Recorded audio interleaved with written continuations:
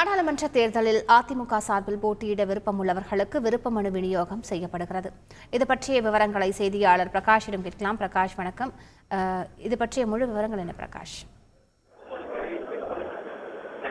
நாடாளுமன்ற தேர்தலில் அதிமுக சார்பில் போட்டியிட விருப்பமுள்ளவர்களுக்கான விருப்ப மனு இன்று முதல் அதிமுக தலைமை அலுவலகத்தில் வழங்கப்படுகிறது.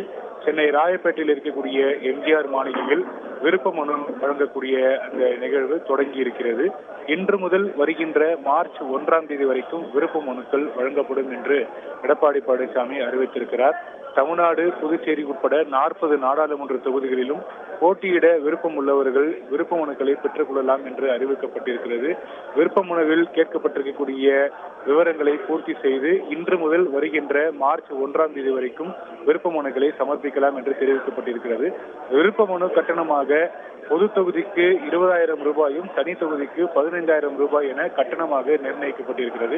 தற்போது இந்த நிகழ்வு தொடங்கி இருக்கக்கூடிய நிலையில முதல் நாளிலேயே பல்வேறு மாவட்டங்களில் இருந்து கட்சியினுடைய நிர்வாகிகள் ஆர்வத்தோடு இந்த விருப்ப மனுக்களை பெற்று வரக்கூடிய அந்த காட்சிகளை பார்க்க முடிகிறது. குறிப்பாக சொல்ல வேண்டும் என்றால் முன்னாள் அமைச்சர் ஜெயக்குமார், முன்னாள் அமைச்சர் வளர்மதி, அதே போல முன்னாள் மாநிலங்களவை உறுப்பினர் பாலகங்கா உள்ளிட்ட முக்கிய நிர்வாகிகள், சென்னையில் இருக்கக்கூடிய மாவட்ட செயலாளர்கள், அதே போல சென்னைக்கு அருகாமையில் பல்வேறு மாவட்டங்களை சேர்ந்த மாவட்ட செயலாளர்கள், நிர்வாகிகள் என பல தரப்பினரும் இங்கே கட்சியினுடைய தலைமை அலுவலகத்துக்கு வந்து இந்த விருப்ப மனுக்களை பெற தொடங்கி இருக்கிறாங்க.